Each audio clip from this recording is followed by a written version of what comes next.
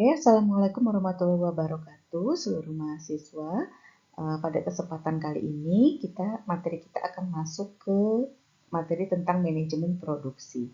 Sebelumnya kita harus tahu dulu produksi itu apa sih? Ya, produksi itu ialah seluruh kegiatan untuk menambah atau menciptakan kegunaan suatu barang atau jasa dengan memanfaatkan faktor-faktor produksi yang tersedia.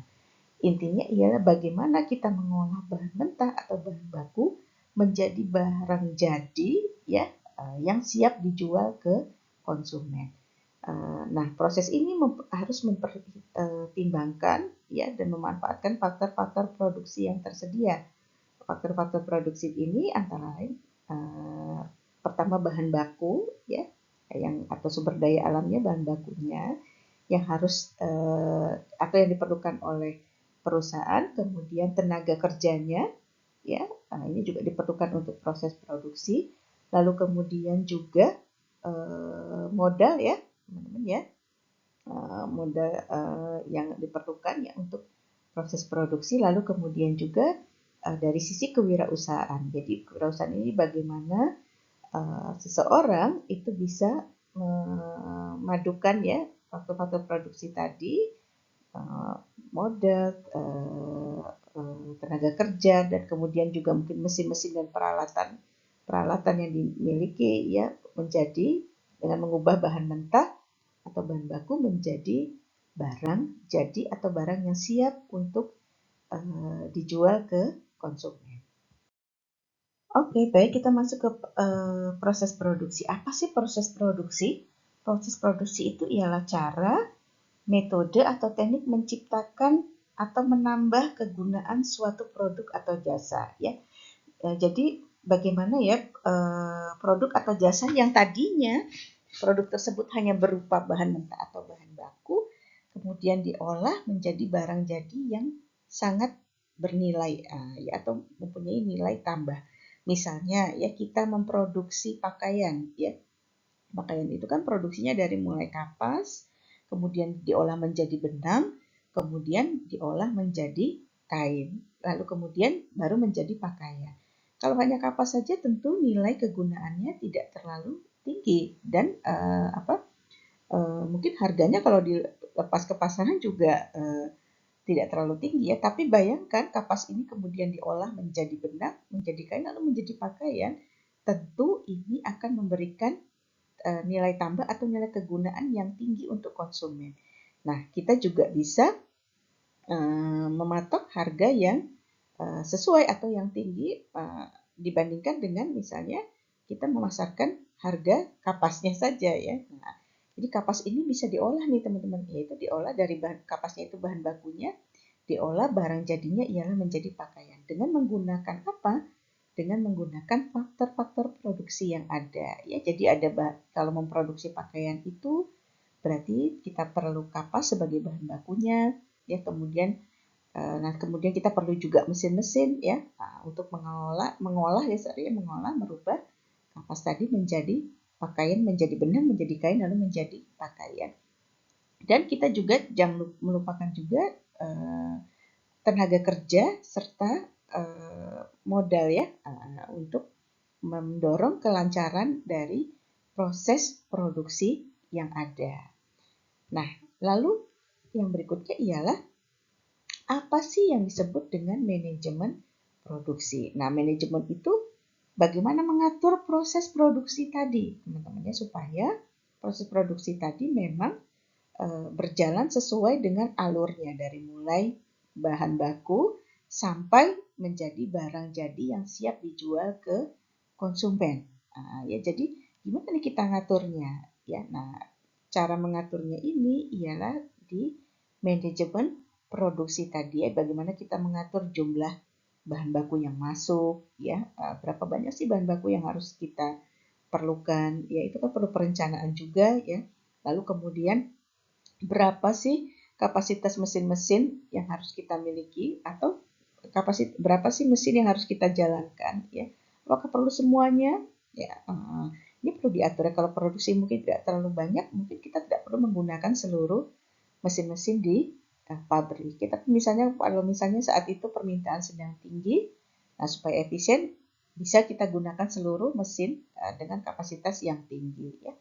Lalu misalnya juga manajemen produksi ini juga mengatur berapa sih jumlah tenaga kerja yang diperlukan untuk kapasitas produksi yang sudah kita rencanakan tadi ya. Dan yang terakhir juga manage nih ya, kira-kira berapa sih modal yang kita butuhkan ya, untuk supaya proses produksi tadi bisa berjalan dari mulai bahan baku menjadi barang jadi.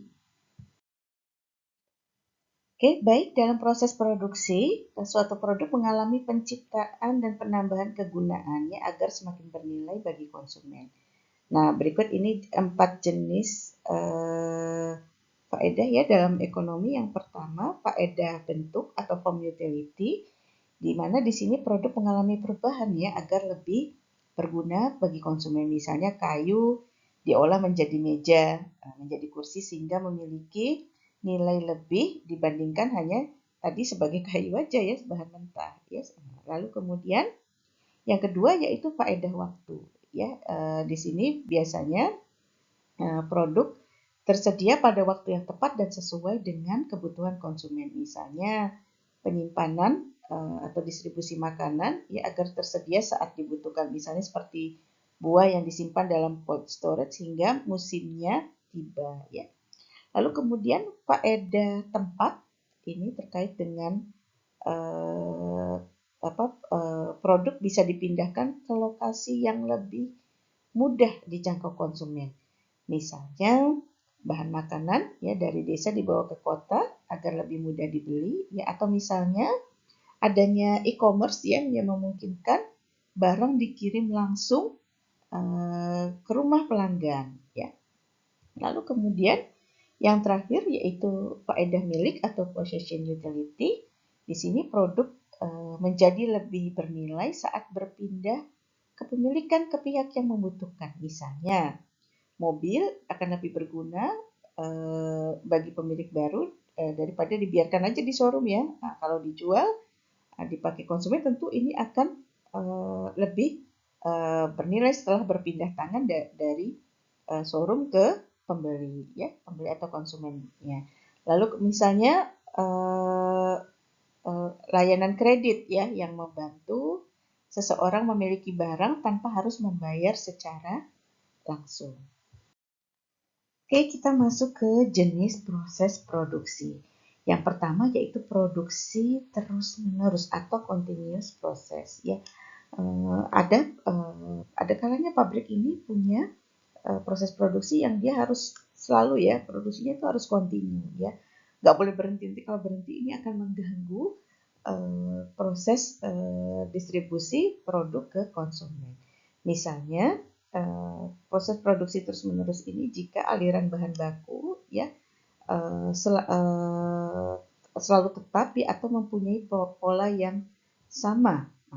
Ya, lalu kemudian juga misalnya produk yang dihasilkan oleh pabrik tersebut ialah produk yang massal ya yang digunakan secara terus-menerus sehingga pabrik atau perusahaan harus terus secara kontinu memproduksi barang tersebut. Sementara proses produksi yang secara terputus-putus atau intermittent proses ini ialah dilakukan oleh pabrik atau perusahaan jika aliran bahan baku sampai menjadi produk juga tidak memiliki pola yang pasti ya, selalu berubah-ubah. Lalu antara produk yang satu dengan yang lain bisa berbeda. Jadi ini mungkin pabrik ini memproduksi aneka produk ya, atau misalnya produk yang custom sesuai dengan pesanan sehingga produksinya memang terputus-putus ya. Dia tidak bisa produksi secara massal gitu, permintaannya karena berbeda-beda ya. Misalnya satu permintaannya produk A, spesifikasinya misalnya harus seperti apa, yang B berbeda lagi ya.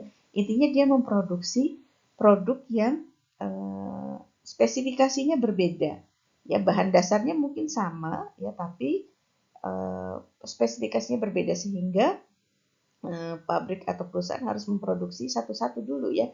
Produk A dulu selesai ya, lalu habis itu baru memproduksi barang untuk produk B ya sesuai dengan pesanan dari konsumen.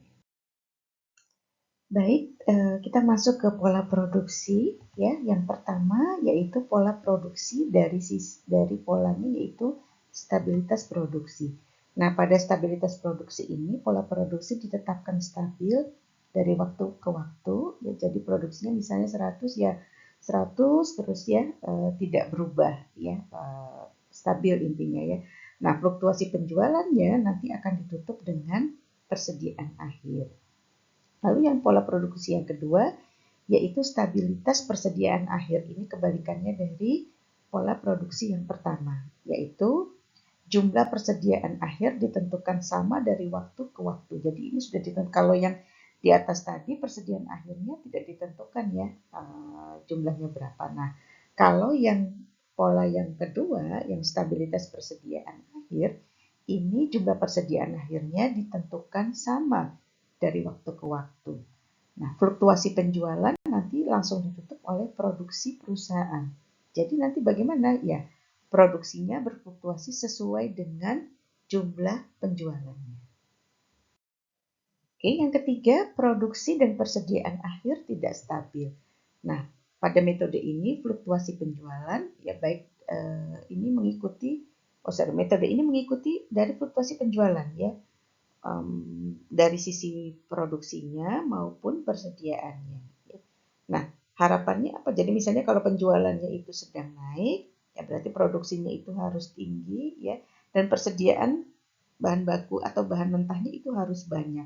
Sebaliknya, kalau penjualan itu sedang turun, maka persediaan bahan mentah atau bahan bakunya bisa menjadi lebih kecil dan produksinya diturunkan, ya. Nah, dengan metode ini diharapkan mengurangi fluktuasi penjualan itu sendiri dan fluktuasi produksi ini tidak akan sebesar fluktuasi penjualan karena pengaruhnya sebagian masuk pada persediaan akhir. Oke, hal-hal apa saja yang perlu diperhatikan dalam memilih pola produksi? Yang pertama, perlu dipertimbangkan adanya tambahan biaya penyimpanan atau tidak, ya karena ini nanti terkait juga dengan tambahan biaya di produksinya. Lalu kemudian biaya perputaran tenaga kerjanya bagaimana? Nah ini perlu dipertimbangkan juga. Ya, jangan sampai nanti pola produksi yang kita pilih malah menghasilkan biaya tenaga kerja yang cukup tinggi. Ya. Lalu kemudian biaya-biaya lemburnya. Nah ini terkadang perusahaan tidak memperhatikannya, dianggapnya biaya lembur ini tidak seberapa, padahal ternyata setelah diakumulasi, kalau kita tidak tepat menempatkan pola produksinya malah bisa menghasilkan biaya lembur yang cukup tinggi. Lalu kemudian ada biaya subkontrak juga, ini juga perlu diperhatikan, tinggi rendah, kira-kira biayanya besar atau tidak ya. Dan yang terakhir ialah biaya penurunan kapasitas. Ini perlu diperhitungkan juga nih, ya jangan sampai nanti ya kapasitasnya itu turun, tapi ternyata menimbulkan biaya-biaya setelahnya akibat atau dampak dari penurunan kapasitas tersebut. Baik, kita masuk ke luas produksi. Luas produksi itu apa sih? Ya, luas produksi itu adalah jenis, jumlah, atau volume produksi yang seharusnya dibuat oleh perusahaan dalam satu periode tertentu. Jadi perusahaan itu kalau mau produksi ya mereka harus memperhitungkan jenis barang yang akan diproduksi, jumlahnya berapa, volumenya berapa. Jadi jangan sampai nanti terlalu banyak produksinya, nanti over ya. Nanti kalau over ini nanti dampaknya kesulitan dalam memasarkannya ya, serta kalau produknya tidak tahan lama ya, nanti menunggu dipasarkan itu produknya sudah rusak ya atau tidak bisa digunakan oleh konsumen ya. Tapi juga tidak boleh terlalu kecil. Nanti ada dampak berikutnya ya kalau terlalu kecil ini terkait juga dengan apakah efisien atau tidak terkait dengan biayanya ya. Nah, besar kecilnya luas produksi nanti dapat menentukan keuntungan perusahaan. Apa sih akibat atau dampak yang bisa ditimbulkan jika produksi terlalu besar atau terlalu banyak ya? Yang pertama pemborosan biaya, ya ini jelas ya karena buat apa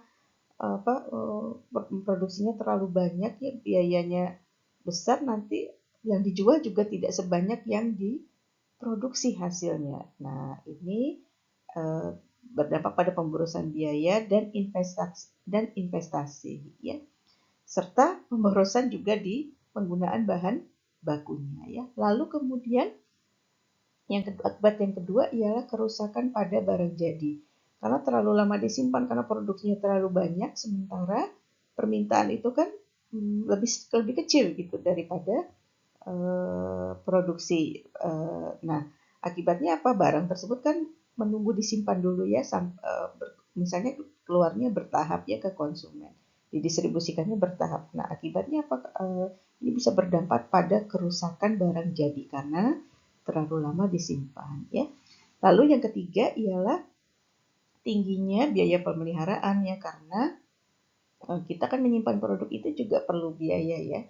Misalnya ada satu produk yang misalnya kalau disimpan itu dia perlu ruangan yang disimpan di ruangan yang dingin. Berarti kan kalau terlalu lama disimpan berarti kita harus menyimpannya misalnya di satu ruangan yang misalnya harus ada AC-nya, ada pendinginnya ya. Nah, itu kan biaya lagi ya, listriknya dan sebagainya. Nah, inilah akibat jika produksi itu terlalu berlebihan atau terlalu banyak. Nah, bagaimana dampaknya jika luas produksi terlalu kecil? Ini kebalikannya dari slide yang sebelumnya ya. Nah, akibatnya apa? Ya, akibatnya pertama harga pokok produknya bisa menjadi terlalu tinggi ya karena biayanya hanya dipukul oleh volume produksi yang kecil. Sehingga apa dampaknya harga per unit dari produk tersebut bisa menjadi tinggi ya. Lalu kemudian yang kedua kalau terlalu sedikit kemungkinan nanti permintaan konsumennya tidak terpenuhi ya permintaannya 100 sementara misalnya produksinya hanya 60 atau 70. Ya, ini berarti kekurangan ya, permintaan konsumen tidak bisa. Oke, faktor-faktor apa saja yang mempengaruhi luas produksi? Yang pertama, ketersediaan bahan baku, apakah bahan bakunya banyak atau tidak, ya, melimpah atau tidak, ya. Lalu kemudian ketersediaan kapasitas mesinnya, ya kapasitas mesinnya kira-kira tinggi atau tidak. Ya kalau kapasitas mesinnya besar, nah ini perlu diperhitungkan, misalnya produksi dalam jumlah yang cukup banyak ya. Lalu ketersediaan tenaga kerjanya. Tenaga kerjanya ini banyak tidak ya atau untuk memproduksi produk tersebut tenaga kerjanya tersedia nggak tenaga ahlinya ya ataupun tenaga yang bukan ahlinya. Nah itu kira-kira bisa nggak memenuhi nggak untuk menghasilkan produk dalam jumlah tertentu. Lalu yang kemudian faktor berikutnya ialah tersedianya permintaan. Ya. Kalau permintaannya banyak, ya mungkin kita produksi dalam jumlah yang banyak. Kalau permintaannya itu sedikit, ya kita menyesuaikan. Ya tidak perlu produksi dalam jumlah yang banyak, cukup mungkin dalam jumlah tertentu saja. Ya. Lalu yang terakhir yaitu ketersediaan faktor produksi lainnya, misalnya modal. Ya, modalnya ini cukup enggak? Misalnya kalau kita mau produksi dalam jumlah yang cukup banyak. Ya. Perencanaan lokasi pabrik. Jadi, perencanaan ini terkait dengan di mana sih lokasi pabrik nanti mau kita tempatkan ya. Nah, lokasi pabrik tersebut itu ialah tempat di mana perusahaan melakukan kegiatan produksinya sehari-hari. Jadi perlu dipertimbangkan ya kalau sebelum kita mau menentukan nih lokasi pabrik kita itu di mana. Nah, ada beberapa pertimbangan-pertimbangan yang harus diperhitungkan oleh perusahaan ya.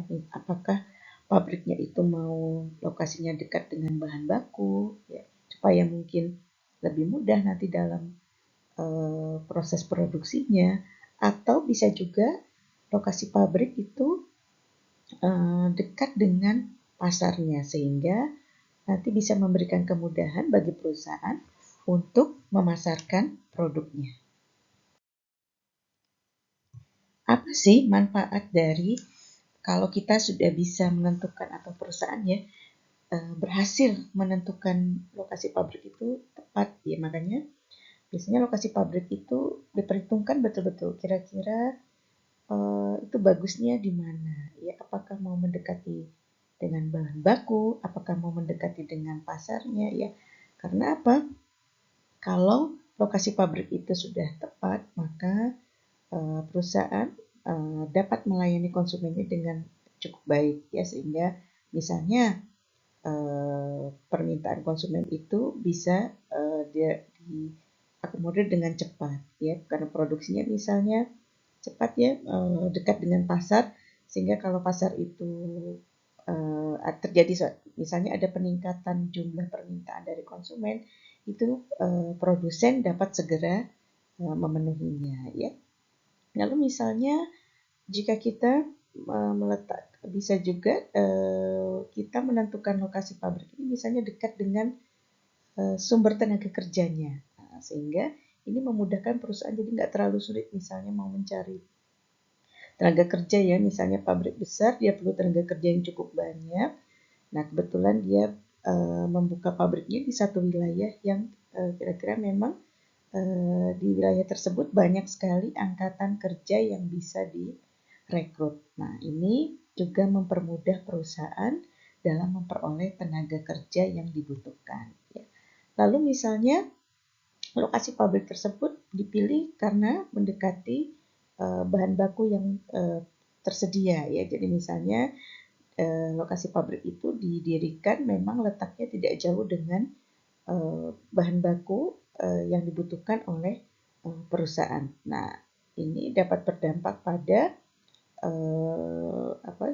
bahan baku yang diperoleh itu bisa lebih cepat, sehingga perusahaan tersebut dapat memproduksi bahan baku tersebut menjadi bahan jadi juga dalam jangka waktu yang lebih cepat, dan sehingga hasil produksinya bisa lebih cepat bisa dijual ke konsumen. Lalu penentuan pendirian pabrik ini juga bisa, salah satu pertimbangannya bisa yaitu kemungkinan di masa yang akan datang, kemungkinan ada nggak pabrik ini ada kemungkinan untuk diperbesar atau ada perluasan atau untuk ekspansi. Nah, misalnya perusahaan nih ada rencana ya misalnya 10 tahun ke depan atau 15 tahun ke depan untuk memperluas pabrik. Nah, pilihlah lokasi yang kira-kira di mana pabrik tersebut tidak akan kesulitan jika nanti mereka perusahaannya ingin melakukan perluasan pabrik. Faktor yang mempengaruhi perencanaan lokasi pabrik ini yang pertama itu ada faktor primer. Ya. Faktor primer ini yaitu terkait dengan letak bahan baku atau bahan mentah. Ya. Pabrik yang lokasinya dekat dengan bahan mentah atau bahan baku itu punya beberapa keuntungan. Yang pertama, tentu kelancaran arus untuk bahan mentah atau bahan bakunya itu terjamin ya, karena perusahaan tidak terlalu kesulitan ya dalam mendapatkan bahan baku. Lalu kemudian tingkat kerusakan bahan baku dapat diperkecil. Jadi misalnya bahan baku itu tidak perlu disimpan terlalu lama ya, karena lokasi bahan bakunya dekat, perusahaan bisa mendapatkan bahan baku dengan cepat dan didistribusikan ke pabrik itu juga tidak memakan waktu yang lama, sehingga bahan baku tadi bisa langsung dapat diolah, tidak disimpan terlalu lama, atau distribusinya itu tidak terlalu lama, bisa segera langsung sampai di pabrik dan bisa langsung diolah menjadi barang jadi ya. Lalu kemudian keuntungan perusahaan juga yang mereka lokasi pabriknya dekat dengan bahan baku, yaitu adanya ongkos angkut bahan mentah atau bahan baku yang murah ya, karena kan dekat lokasinya. Kalau jauh kan tentu ongkos angkutnya akan lebih